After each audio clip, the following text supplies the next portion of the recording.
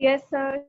Okay, आज white board का इस्तेमाल नहीं करेंगे हम एक्चुअली में, क्योंकि ये जो प्रेजेंटेशन है ये मैंने स्कूल्स के लिए बनाई थी, बट इस प्रेजेंटेशन में स्कूल में तो जो पढ़ाया मैंने तो उसकी कुछ चीजें हैं डायग्रामेटिक जो आपको यहाँ पे हेल्प मिल जाएगी, तो इसलिए मैंने सोचा यहाँ पे यूज कर लेते हैं इसको। ठीक है, so let's start. You bacteria के बारे में हम पढ़ चुके हैं। यू मीन्स ट्रू, ठीक है, इसका मतलब होता है ट्रू, और बैक्टीरिया का मतलब तो बैक्टीरिया सिंपली होता ही है। They are all characterised by the presence of rigid cell wall, ये हमें पता है। If motile they have a flagellum या फ्लैजिला, ये हमने देख लिया है। साइनोबैक्टीरिया या फिर ब्लू ग्रीन एल्गी जो होता है वो फोटोसिंथेटिक प्रोकैरियोटिक ऑटोट्रॉफ है, जिसके पास क्या है, chlorophyll A. Actually chlorophyll A क्या है, ये क्लोरोफिल जो होता है वो डिफरेंट डिफरेंट टाइप्स का होता है। जैसे कि फॉर एग्जांपल क्लोरोफिल ए हो गया, फिर बी होता है, एक सी टाइप का होता है, उसके बाद एक डी टाइप का भी होता है। तो ऐसे करके बहुत सारे क्लोरोफिल हैं अलग अलग टाइप के। तो इसके अंदर जो है वो क्लोरोफिल ए टाइप है। ठीक है, क्लोरोफिल ए टाइप है। ओके, एक सेकंड, यस। अब उसके बाद हम पढ़ रहे हैं कि दी साइनोबैक्टीरिया आर यूनिसेलुलर, मतलब यूनिसेलुलर हो सकते हैं, कोलोनियल हो सकते हैं, फिलामेंटस हो सकते हैं। इसके जो टर्मिनोलॉजी है ये हम लास्ट टर्न पे देख चुके हैं कि किसका मतलब क्या है, राइट, ये हम देख चुके हैं ऑलरेडी। नाउ दे में बी फ्रेश वाटर और मैरीन और टेरेस्ट्रियल, इसका मतलब क्या है, या तो वो फ्रेश वाटर मतलब जो पीने वाला जो पानी होता है फ्रेश वाटर में उसमें होंगे, या फिर मैरीन दैट मींस खारा पानी सॉल्टी वाटर, या फिर टेरेस्ट्रियल, टेरेस्ट्रियल मतलब लैंड पे, हो सकता है वो लैंड पे प्रेजेंट हो। Okay, now if they are colonial form, अगर कॉलोनियल फॉर्म होती है उनकी, they may be surrounded by the gelatinous sheath. Gelatinous sheath मतलब जैसे कि ये वाली जो शीथ है ना, म्यूसिलेजिनस शीथ, एक्चुअली में यही होती है जेलेटिनस शीथ। हालांकि म्यूसिलेज और जेलेटिन में अंतर होता है, लेकिन हम फिलहाल के लिए कह सकते हैं कि ये क्या है, एक शीथ है। तो इस फिलामेंटस ब्लू ग्रीन एल्गी के चारों तरफ जो ये ब्लू ब्लू सा जो आपको जो शीथ दिखाई दे रही है, that is the gelatinous sheath ये। ठीक है, some of the colonial forms of some organisms can fix, ये हमने जो कल पढ़ा था, nitrogenous fix atmospheric nitrogen because they contain some specialised cells, जिसको हम बोलते हैं हेट्रोसिस्ट। हमने कल पढ़ा था, हेट्रो मींस डिफरेंट और सिस्ट मतलब सेल, डिफरेंट टाइप के सेल्स प्रेजेंट होते हैं। और एग्जाम्पल है इसका नॉस्टॉक एनाबीना, ये ध्यान रखना है, एग्जाम्पल्स ध्यान रखने हैं। ठीक है बेटा, तो एग्जाम्पल्स का पता होना चाहिए कि कौन से एग्जाम्पल कब क्या और कैसे काम आ रहे हैं, तो ठीक है उसको हम ध्यान रखेंगे। आफ्टर दैट इसमें है बेटा heterotrophic bacteria are most abundant in nature. तो जो हेटेरोट्रॉफिक बैक्टीरिया है वो मोस्ट अबंडेंट इन नेचर बता रखा है, मतलब सबसे ज्यादा जो मिलता है हमें नेचर में, वो कौन से होते हैं, हेटेरोट्रॉफिक बैक्टीरिया होते हैं। Okay, after that most of them are decomposers, ये तो हमें पता ही है कि most of them are decomposers होते हैं। अच्छा डिकम्पोजर्स कौन से होते हैं डिकम्पोजर्स, हाँ जी बताइए, डिकम्पोजर्स का मतलब क्या होता है, हाँ जी देखिए तो जरा कुछ पता है या नहीं पता।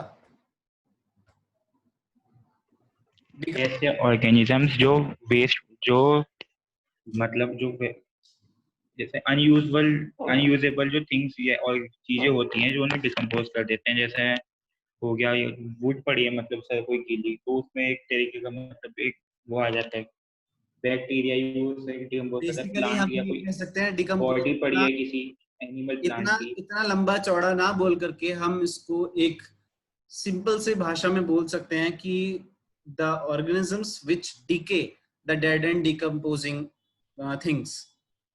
डेड और डिकम्पोजिंग जो होते हैं, डिकेइंग जो मैटर होता है उस पे जो फीड करते हैं, those are the decomposers.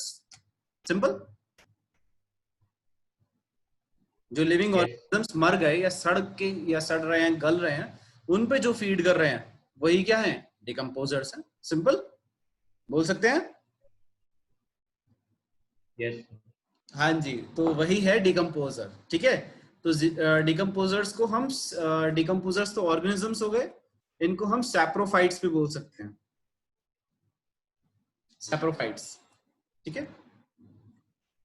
Okay, तो some uses of eubacteria, eubacteria के कुछ यूजेस जो कि बहुत इंपॉर्टेंट है। Making curd from the milk, कौन सा बैक्टीरिया होता है, पढ़ाया आपने, कौन सा बैक्टीरिया यूज होता है मेकिंग कर्ड फ्रॉम? लैक्टोबैसिलस। बिल्कुल, लैक्टोबैसिलस, लैक्टोबैसिलस इज यूज्ड, ठीक है। लैक्टोबैसिलस, सॉरी, लैक्टोबैसिलस यूज होता है, lactobacillus. Production of the antibiotics, antibiotics के प्रोडक्शन के लिए हम यू बैक्टीरिया का यूज करते हैं। कैसे यूज करते हैं? यू बैक्टीरिया को हम एज एक पर्टिकुलर मतलब रिसर्च वर्क में यूज करते हैं। और सबसे पहले यू बैक्टीरिया के जो भी पर्टिकुलर स्ट्रेन्स हैं, ठीक है, उनको स्टडी किया जाता है, उनसे एंटीबायोटिक्स प्रोड्यूस की जाती है, ठीक है, उनसे ही एंटीबायोटिक्स प्रोड्यूस की जाती है। फॉर एग्जाम्पल इकोलाई है जैसे, तो इकोलाई पे बहुत सारे साइंटिस्ट जो है वो टेस्टिंग करते हैं, बहुत सारी चीजें टेस्ट होती है इकोलाई पे। इकोलाई तो बेचारा ऐसा है कि मतलब हर कोई इस पे टेस्ट करना चाहता है। क्यों? क्योंकि इसका डिवीजन टाइम क्या है, नियर अबाउट 40 मिनट, 40 मिनट में अपने आप को डबल कर लेता है। क्योंकि 40 मिनट में अपने आप को डबल कर लेता है तो ज्यादा वेट भी नहीं करना होता। तो इसलिए कोई भी आपने प्रोडक्ट देखा, कोई भी आपका प्रोडक्ट है, 1 घंटे बाद उसमें पता लग जाएगा कि एक्चुअली में ये बना है, मतलब ये क्या रिजल्ट रहा उस एक्सपेरिमेंट का, तो 1 घंटे बाद ही हमें पता लग जाता है। इसलिए ज्यादातर हम इकोलाई को यूज कर लेते हैं। ओके, अच्छा बेटा, इसके बाद आता है nitrogen fixation in the roots of leguminous plants. Leguminous plants कौन से होते हैं? लाइक पी प्लांट, है ना, लेग्यूमिनस प्लांट्स जैसे कि पी प्लांट्स जो होते हैं। तो nitrogen fixation in the roots of leguminous plants, यहाँ पे कहने का मतलब ये है बेटा कि जो ये लेग्यूमिनस प्लांट्स हैं, इनकी जो रूट्स हैं, उसमें आपने पढ़ा है छोटी क्लासेस में कि रूट नोड्यूल्स बन जाते हैं। पढ़ा है ये वर्ड रूट नोड्यूल्स? हाँ जी बेटा, नोड्यूल्स।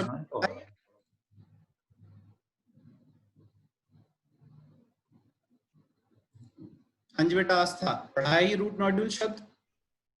No sir. नहीं पढ़ा? ओके, चलो कोई बात नहीं, मैं बता देता हूँ। देखो ऐसा होता है, व्हाइट बोर्ड दिखाई दे रहा है? हाँ जी बेटा, व्हाइट बोर्ड दिखाई दे रहा है? Yes sir, yes. उसमें क्या होता है रूट नोड्यूल में बेटा? देखो जैसे ये रूट है, ठीक है, यहाँ पे ये सॉइल है, तो ये प्लांट की रूट है और ऊपर की साइड उसकी शूट है, ठीक है। यहाँ पे पूरा शूट सिस्टम वगैरह प्रेजेंट है। शूट से हमें कोई लेना देना नहीं है फिलहाल के लिए, हम क्या पढ़ रहे हैं, रूट नोड्यूल के बारे में पढ़ रहे हैं, तो हमें रूट नोड्यूल देखना है। तो रूट में क्या होता है, नोड्स बन जाते हैं, मतलब गांठ बन जाती है मोटी सी, इस तरीके से, ठीक है, एक गांठ बन जाती है, उसको हम बोलते हैं रूट नोड्यूल। तो ये जो छोटी छोटी नॉट्स बन गई, जो एक गांठ बन गई है, इसको हमने क्या बोला कि दीज आर रूट नोड्यूल्स, ठीक है। अब इन पर्टिकुलर रूट नोड्यूल्स के अंदर, प्रेजेंट क्या है? क्या है? बैक्टीरिया। क्या प्रेजेंट है? बैक्टीरिया प्रेजेंट है। कैसे बैक्टीरिया प्रेजेंट है? हाँ, बैक्टीरिया प्रेजेंट है, नाइट्रोजन फिक्सिंग बैक्टीरिया प्रेजेंट होते हैं, ठीक है। मुझे कैसे पता नाइट्रोजन फिक्सिंग बैक्टीरिया प्रेजेंट होते हैं? क्योंकि जब हमने इसके रूट को स्टडी करते हैं, तो इसके रूट को स्टडी करने पे हमें पता लगता है कि एक्चुअली प्लांट तो है ही, इसके मतलब जो जाइलम फ्लोएम जो रूट में मिलता है हमें, वो तो प्रेजेंट है ही है, प्लस एक और चीज मिली। क्या चीज मिली? बैक्टीरिया मिले छोटे छोटे। वो बैक्टीरिया ऐसे थे जो नाइट्रोजन को फिक्स कर रहे थे।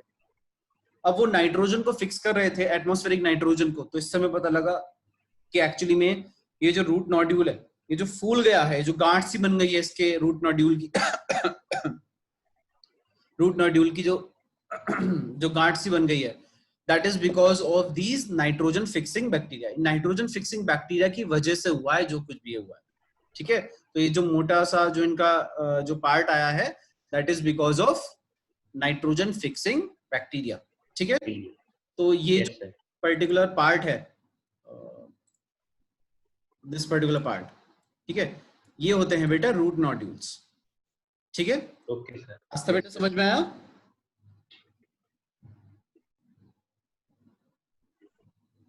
आस्था, यस सर, आगे ओके सर। ठीक है, आगे बढ़ते हैं। सम हार्मफुल इफेक्ट्स ऑफ बैक्टीरिया।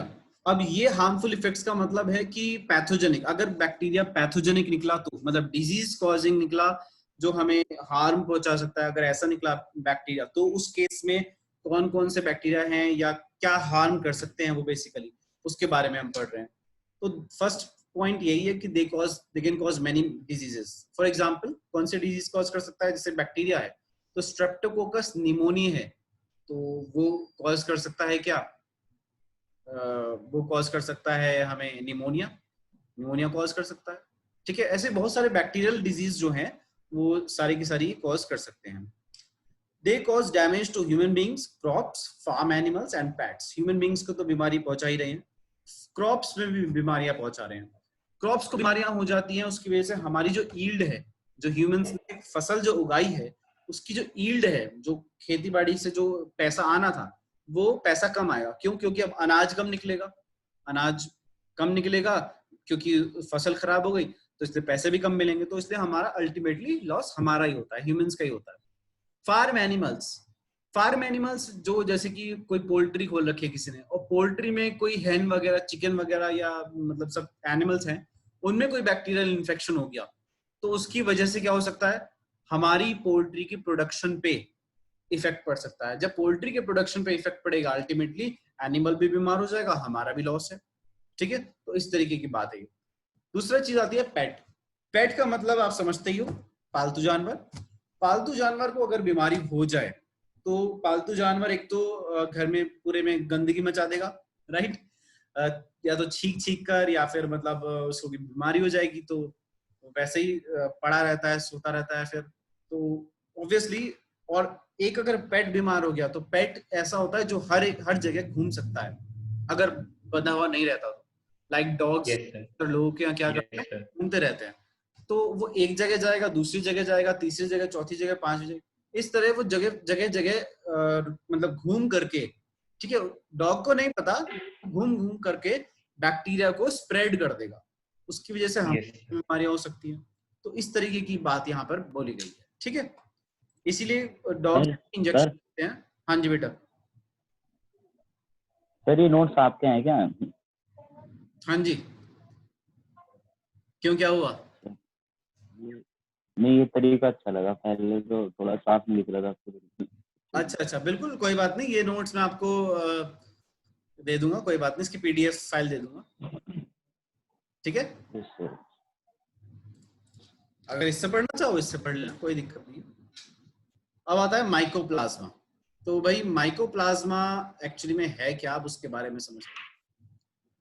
ठीक है, माइकोप्लाज्मा के बारे में हाँ, तो माइकोप्लाज्मा के बारे में आपकी बुक में ज्यादा डिटेल नहीं है।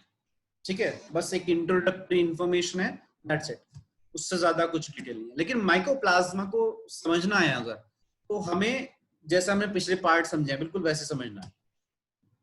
Eubacteria, archaebacteria, group, ये क्या है? ग्रुप है, कोई पर्टिकुलर ऑर्गेनिज्म थोड़ा है। ऐसे ही माइकोप्लाज्मा, माइकोप्लाज्मा क्या है? एक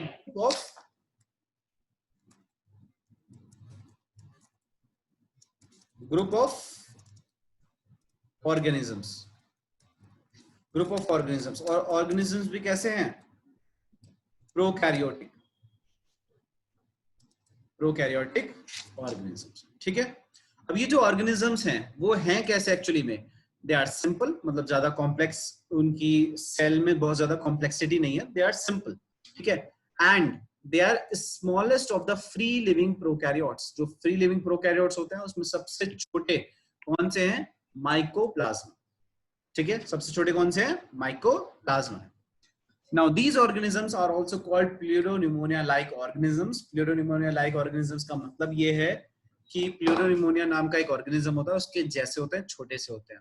ठीक है, तो that's why these are called Pleuropneumonia-like organism. That means PPLO. ठीक है, तो इनका एक मतलब second name है PPLO. Most of them are pathogenic. ये important point है that most of them are pathogenic. ज्यादातर डिजीज कॉजिंग है, and because most of them are disease causing, that's why हम माइकोप्लाज्मा को पढ़ते हैं, क्योंकि जब डिजीज कॉजिंग ऑर्गेनिज्म के बारे में पढ़ पाएंगे तभी तो हम उसका डिजीज का कोई भी सॉल्यूशन निकाल पाएंगे, राइट? तो यस सर, यस सर। तो पैथोजन वाले माइकोप्लाज्मास को पढ़ते हैं। खास बात क्या है इसके डायग्राम में, अगर देखोगे तुम, इसके डायग्राम में खास बात है, और इसके डायग्राम में वो क्या खास बात है देखते हैं।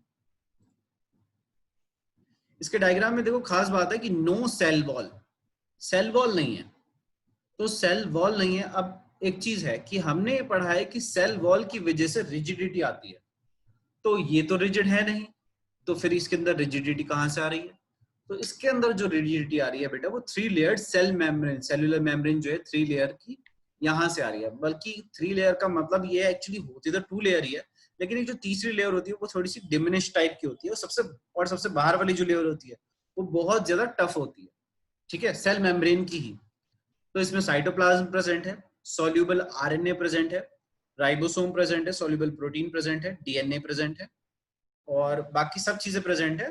तो लेकिन दिक्कत क्या, सॉरी, मेन पॉइंट क्या है, these are very small organisms, बहुत छोटे छोटे ऑर्गेनिजम्स, ठीक है। और खास बात, ये बात ध्यान रखनी है कि इसमें इसके अंदर सेल वॉल एब्सेंट है। ज्यादातर पैथोजेनिक ऑर्गेनिजम्स में सेल वॉल प्रेजेंट होती है, इसलिए ये क्वेश्चन बार बार पूछा जाता है कि माइकोप्लाज्मा में सेल वॉल होती है या नहीं होती। क्योंकि जब हम याद करते हैं चीजों को तो हम देखते हैं कि पैथोजेनिक बैक्टीरिया के पास जो पैथोजेनिक बैक्टीरिया है उसके पास एक रिजिड सेल वॉल होती है, तो हम ये माइंडसेट बना लेते हैं कि माइकोप्लाज्मा के पास भी सेल वॉल होगी। लेकिन यहाँ पे ध्यान रखना है कि माइकोप्लाज्मा के पास सेल वॉल एब्सेंट है, उसके पास सेल वॉल नहीं है, ठीक है सर। हाँ जी बेटा।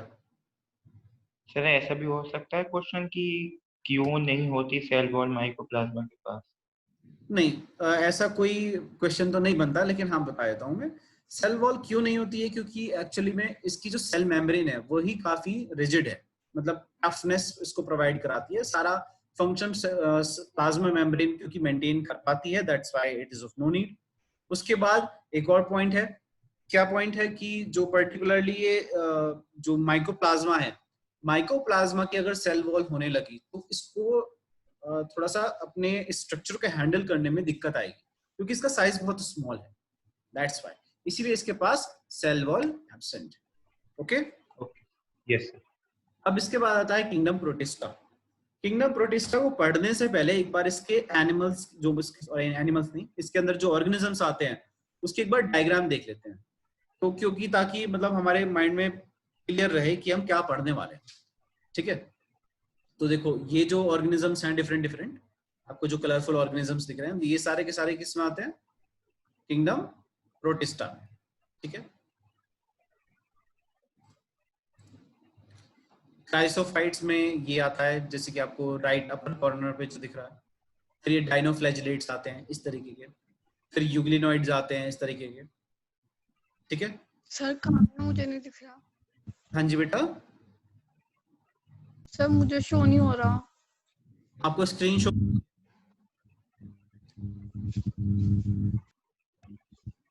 बेटा, स्क्रीन शो नहीं हो रही? सर पहले का शो हो रहा है, जो आपने फर्स्ट पेज खोल रखा था।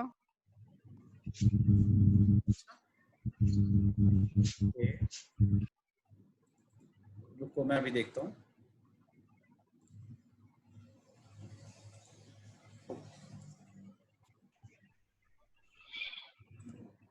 अब शो हो रहा है बेटा?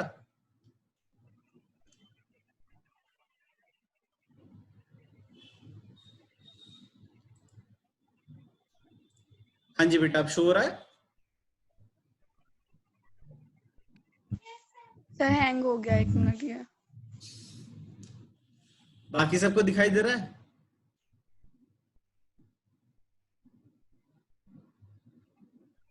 हाँ बेटा आदित्य, दिखाई दे रहा है? Yes sir. Okay, yes sir. इसका मतलब आस्था के फोन में कुछ प्रॉब्लम हुई है। नेटवर्क प्रॉब्लम होगी इसमें। ओके, कोई बात नहीं। वैसे सेशन रिकॉर्डेड रहेगा, सो इन केस अगर मिस हो जाता है या कोई चीज अगर छूट जाती है तो आप वहां से फॉलो अप कर ले, ठीक है बेटा।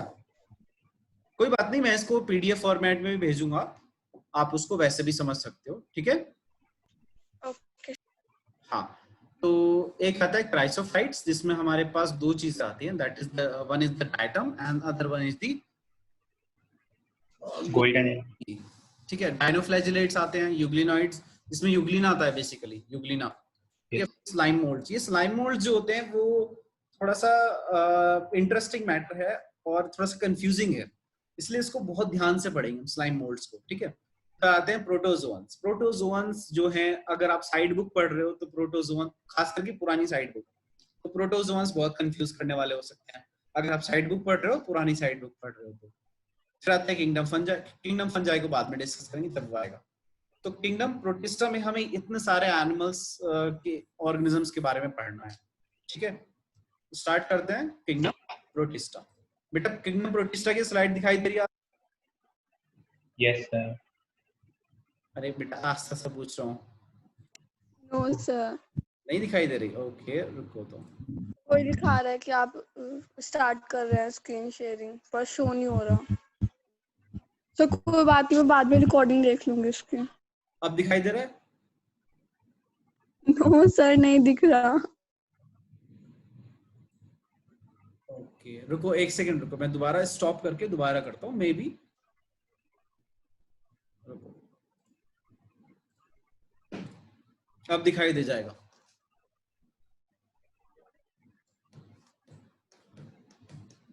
अब दिखाई दे रहा है बेटा? सर मैं एक बार लेफ्ट करके दोबारा ज्वाइन करती हूँ, शायद तब दिख जाए। ओके चलो कोई बात नहीं। सो बाकी सबको दिखाई दे रहा है ना? Yes sir. चलो, तो किंगडम प्रोटिस्टा में बेटा कौन कौन से एनिमल्स आते हैं? सबसे पहले तो सिंगल सेल्ड, मतलब कि यूनिसेलुलर। सिंगल सेल को हम बोल सकते हैं यूनिसेलुलर, है ना। यूनिसेलुलर और यस सर। यूकैरियोट्स। और क्या आते हैं? यूकैरियोट्स आते हैं। यूकैरियोट्स मतलब organisms with true nucleus. True nucleus. Sir अब शो हो रहा है। हो रहा है शो? ओके चलो अच्छी बात है। Okay, it consist of single cell, मतलब कि हमने यही पढ़ा है अभी तक बेटा कि किंगडम प्रोटिस्टा में सिंगल सेल ऑर्गेनिज्म आता है, दैट मींस यूनिसेलुलर। और यूकैरियोट्स मतलब कि जिनके पास क्या है? ट्रू न्यूक्लियस है। जिनके पास ट्रू न्यूक्लियस है, मतलब न्यूक्लियर एनवेलप या न्यूक्लियर मेम्ब्रेन प्रेजेंट है जिनके पास, ठीक है। आफ्टर दैट हम ये पढ़ते हैं कि boundaries and classification of the kingdom Protista are not well defined. कहने का मतलब ये है कि आप क्लियर कट एक डिस्टिंक्शन सेट नहीं कर सकते कि हाँ, जैसे कि हमने पहले डिस्कस किया था कि इस लाइन से इधर, फॉर एग्जांपल हम एक लाइन बना देते हैं, वही हम कह दें इस लाइन से इधर क्या है? मोनेरा, और इस लाइन से इधर प्रोटिस्टा। ऐसा नहीं हो सकता, हमें एक रीजन लेना पड़ेगा और इस रीजन में हम कहेंगे कि यहाँ पे हमें ऐसे एनिमल्स ऑर्गेनिजम्स मिलेंगे जिनकी हो सकता है दोनों की कैरेक्टर्स का मिक्स कैरेक्टरिस्टिक्स हो, और यहाँ पे हमें मिलेंगे मोनेरल्स और यहाँ पे मिलेंगे प्रोटिस्टेंट्स, ठीक है। तो लेकिन फिर Yes, हमें कोई ना कोई यहाँ पे एक ऐसा ऑर्गेनिज्म मिल सकता है जो मोनेरा से रिलेटेड हो, तो इसलिए हम फिर भी कहेंगे कि हम कट एक लाइन कभी भी ड्रॉ नहीं कर सकते, ओके। चलिए अगला पॉइंट पढ़ते हैं। The container well defined nucleus, container नहीं है कंटेन है, contain well defined nucleus and other membrane bound cell organelle। तो well defined nucleus होता है और जो membrane bound cell organelle होते हैं वो अच्छे खासे तरीके से प्रेजेंट होते हैं। ये एक यूकैरियोट का फंक्शन, कैरेक्टरिस्टिक फंक्शन है, कैरेक्टरिस्टिक फंक्शन ऑफ फीचर है उसका। आपने पढ़ा होगा 9th क्लास में, यूकैरियोट्स जो होते हैं उनके पास वेल डिफाइंड न्यूक्लियस होता है और membrane bound cell present. Yes sir. है ना। अब इसमें लिखा है if motile they have flagella और सीलिया, अगेन क्योंकि यूनिसेलुलर है तो मोटिलिटी शो करने के लिए, मतलब मूवमेंट शो करने के लिए वो फ्लैजेला या फिर सीलिया ही यूज करेगा।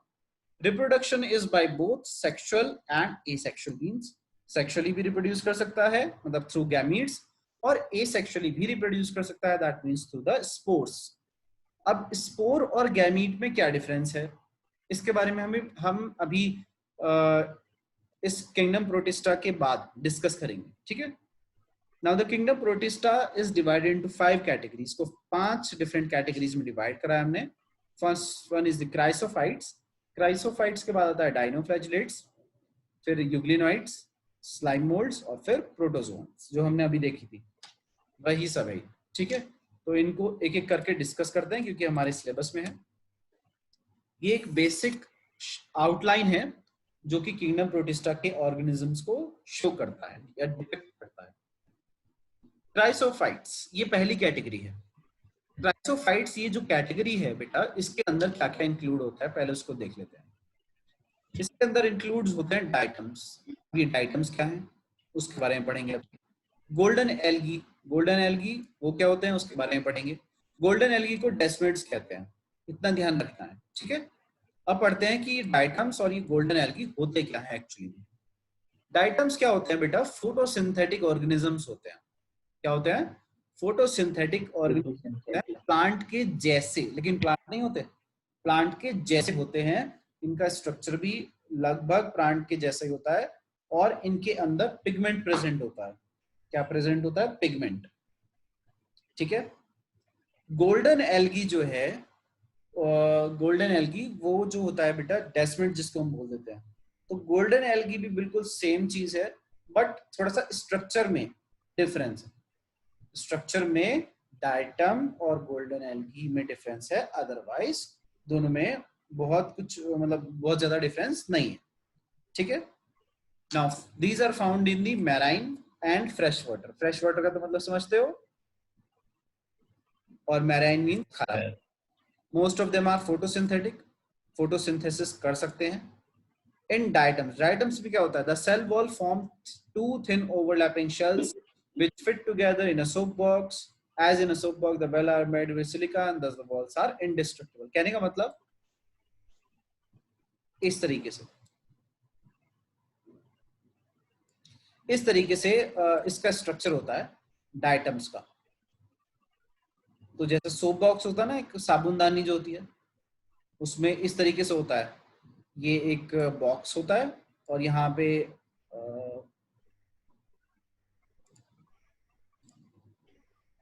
पे किसी का साबुन रखा होता है, सिंथॉल, डिटॉल, व्हाटएवर।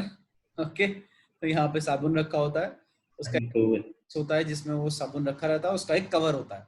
तो बिल्कुल सोप बॉक्स की तरह से है, बस इसमें एक डिफरेंस है। और क्या? सोप बॉक्स जो होता है उसकी जो वॉल्स होती हैं सोप बॉक्स की, वो एम्बेडेड होती है विद सिलिका। सिलिका जो होता है वो एक हार्ड मटेरियल होता है। ठीक है, तो क्योंकि वो हार्ड मटेरियल है इसीलिए उसकी जो वॉल्स हैं वो कैसी हैं? इनडिस्ट्रक्टिबल। वॉल्स आर इनडिस्ट्रक्टिबल, मतलब उसकी वॉल्स को डिस्ट्रॉय नहीं करा जा सकता, बहुत ज्यादा हार्ड हैं या टफ हैं आप कह सकते हो। ठीक है, now they are left behind. Left behind मतलब जब वो मर गए, डाइटम्स या जो ये पर्टिकुलर डेस्मिड्स हैं, जब ये मर जाते हैं तो क्या होता है कि इनके जो सेल वॉल के डिपॉजिट्स हैं वो रह जाते हैं।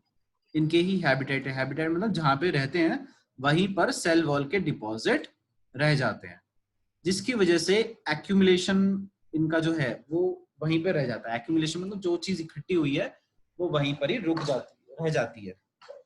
एक सेकेंड,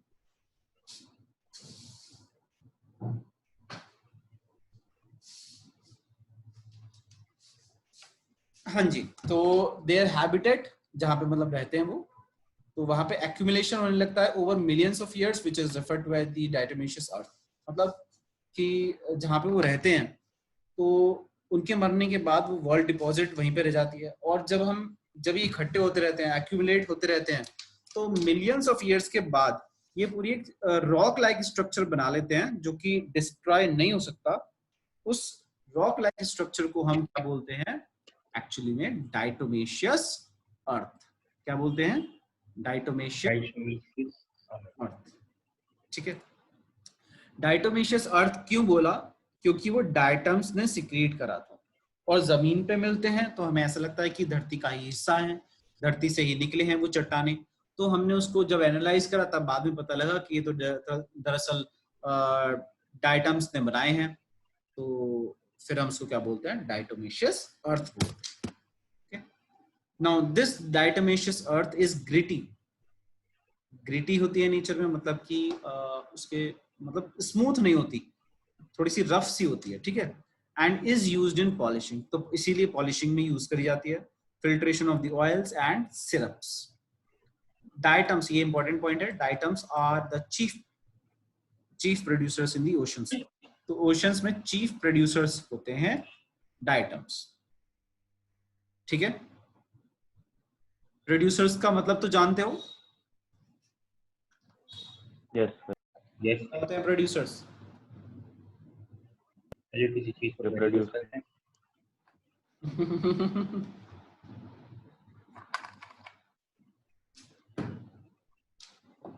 ग्रिटी का क्या मतलब था सर? ग्रिटी का मतलब होता है कोई एक ऐसा सरफेस जो कि बेसिकली थोड़ा सा रफ सा हो, ठीक है। हाँ भाई, प्रोड्यूसर्स का मतलब क्या होता है ये बताओ जल्दी से। गलत बताया आप, जो कोई चीज प्रोड्यूस करता हो। हाँ जी, प्रोड्यूसर किसको कहते हैं? निशांत बेटा।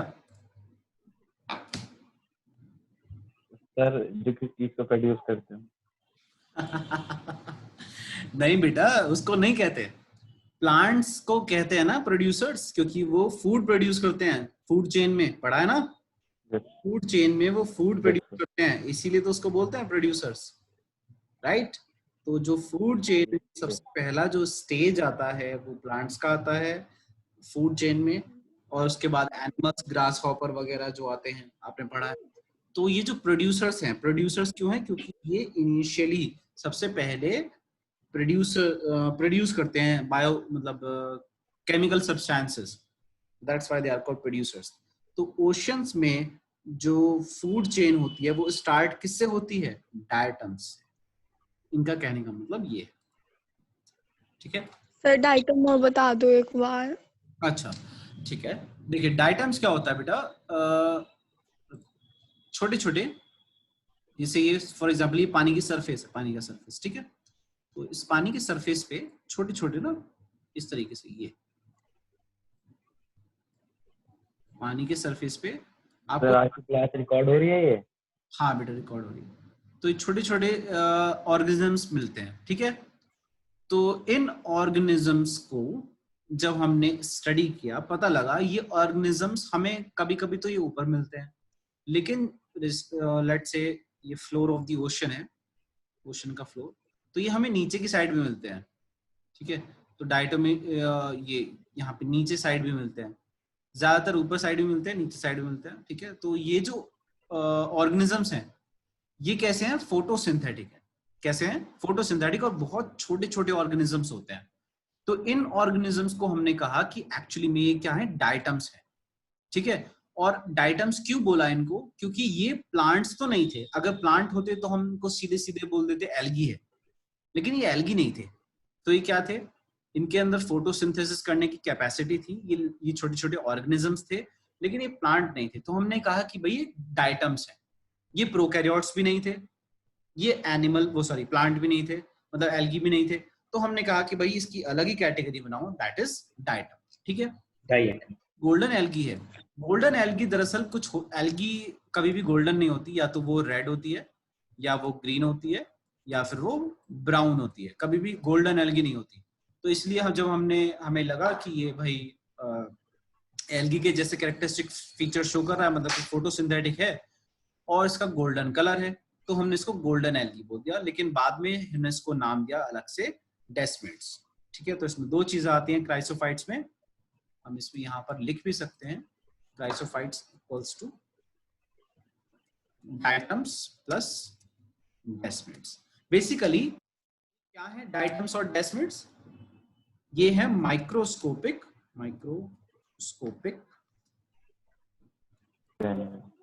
और जो microscopic unicellular organisms, microscopic unicellular organisms है ये बेसिकली, ठीक है बेटा। Yes sir. समझ में आया या Yes. बराबर? Yes sir. आगे बेटा आस्था समझ में? यस सर, आ गया। ओके, चलो आगे पढ़ते हैं। डाइनोफ्लैजिलेट्स। अब डाइनोफ्लैजिलेट्स क्या होता है? तो डाइनोफ्लैजिलेट्स एक्चुअली बेटा ज्यादातर हमें कहाँ मिलता है? मैरीन एनवायरनमेंट, ठीक है। अब ये भी फोटोसिंथेटिक होता है। तो डायटम्स और डाइनोफ्लैजिलेट में डिफरेंस क्या है? अभी देखते हैं डिफरेंस। डिफरेंस में क्या है? एक तो इनके अंदर पिगमेंट प्रेजेंट होता है। क्या प्रेजेंट होता है? पिगमेंट। अच्छा, एक और चीज समझ लेते हैं, पिगमेंट होता क्या है? क्लोरोफिल। हाँ, क्लोरोफिल एक टाइप का पिगमेंट है, लेकिन पिगमेंट एक्चुअली में क्या यस, ये डाइनोफ्लैजिलेट्स में नहीं, मैं पूछ रहा हूँ लिक्विड। पिगमेंट क्या होता है? लिक्विड। सर पिगमेंट एक ऐसी सब्सटेंस टाइप होता है सर जिससे ऑर्गेनिज्म का कलर मतलब बताया जा सकता है, वो उस ऑर्गेनिज्म से कलर के ऊपर डिपेंड। हाँ, अच्छा चलो, और क्या बता सकते हो? चलो, लिक्विड भी हो सकता है। देखो ऐसा होता है कि आपको पता है पिगमेंट अलग अलग कलर के हो सकते हैं, राइट? ये तो पता है ना? जैसे फॉर एग्जांपल ग्रीन कलर का क्लोरोफिल है, रेड कलर का हीमोग्लोबिन है ना? अलग अलग टाइप के हो सकते हैं। तो एक्चुअली में पिगमेंट क्या होता है? वो बायोमोलिक्यूल जो क्या कर रहा है एक्चुअली में, ये विबग्योर जो आपने पढ़ा है ना विबग्योर? हाँ भाई, फिजिक्स में पढ़ा है विबग्योर या नहीं पढ़ा? No sir. अरे, violet, indigo, blue, green. Yes sir पढ़ा है, ये तो रेनबो के कलर हैं। हाँ, रेनबो के कलर है, ये विबग्योर है। तो पिगमेंट एक्चुअली में क्या होता है बेटा? फॉर एग्जांपल एक पर्टिकुलर एक बायोमोलिक्यूल है, ठीक है? एक बायोमोलिक्यूल मतलब एक कोई सा मॉलिक्यूल है जो लिविंग सिस्टम में पाया जाता है, ठीक है? ये मॉलिक्यूल लेट्स से इंडिगो वाली लाइट को या ब्लू वाली लाइट को, इन दोनों लाइट को एब्जॉर्ब कर रहा है। तो हमने कहा इस पिगमेंट का कि ये पिगमेंट फॉर एग्जांपल पिगमेंट हो गया एक्स। जो रेड वाले को ऑब्जॉर्व कर रहा है, हमने कह दिया कि भाई ये है पिगमेंट वाई, ठीक है? तो इसके बेसिस पे हम पिगमेंट्स को नाम देते हैं। तो जो ग्रीन कलर है क्लोरोफिल का, तो वो ग्रीन कलर क्यों है? क्योंकि वो ग्रीन कलर को रिफ्लेक्ट कर रहा है, राइट? ग्रीन कलर को रिफ्लेक्ट कर रहा है, बाकी सारे एब्जॉर्ब कर रहा है। ऐसे ही तो होता है ना? हाँ भाई, फिजिक्स में ऐसा ही होता है ना बेटा? जो यस सर। होता है वो वही कलर एब्जॉर्ब नहीं बल्कि रिफ्लेक्ट करता है, तभी तो वो उस कलर का दिखाई देता है। तो क्लोरोफिल जो है वो ग्रीन कलर का दिखाई देता है बिकॉज वो ग्रीन कलर को रिफ्लेक्ट कर रहा है। तो पिगमेंट एक्चुअली में वो सब्सटेंसेस होते हैं बेटा जो विजिबल स्पेक्ट्रम में, मतलब विबग्योर में से कोई सा एक कलर वो रिफ्लेक्ट करते हैं। अब डिपेंड करता है, जो येलो रिफ्लेक्ट करेगा वो क्या हो जाएगा? Yellow pigment. जो ग्रीन रिफ्लेक्ट करेगा वो हो जाएगा ग्रीन कलर का पिगमेंट। जो ब्राउन कलर का रिफ्लेक्ट करेगा दैट विल बी ब्राउन। जो ब्लू करेगा दैट विल बी ब्लू। जो रेड करेगा that will be red, depending on the pigment present in the cell. जो सा भी पिगमेंट होगा वो उसी टाइप से रिफ्लेक्शन करेगा, बाकी सबको एब्जॉर्ब करेगा, और इसी वजह से हम उसको नाम देते हैं। बात समझ में आई? हाँ रे बात। Yes sir. यस। चलो समझे इसका मतलब। अब आते हैं सेल वॉल। तो cell wall is made up of cellulose. Cell wall किसकी बनी हुई है? सेल्यूलोज की बनी हुई है। बहुत अच्छी बात है भाई। डाइनोफ्लैजिलेट्स हैं, इनके अंदर पिगमेंट्स भी प्रेजेंट हैं, मोस्टली मैरीन है, फोटोसिंथेटिक है। सेल वॉल सेल्यूलोज की बनी है, बहुत अच्छी बात है। तो ये तो प्लांट होने चाहिए थे, मतलब फोटोसिंथेसिस कर रहे हैं तो प्लांट के जैसे फीचर शो कर रहे हैं, नहीं। Most of them are marine. हमें पता है कि मैरीन प्लांट्स बहुत ही कम होते हैं, एटलीस्ट हायर एनिमल्स तो होते ही नहीं है, हायर प्लांट्स तो मैरीन होते ही नहीं है। तो मैरीन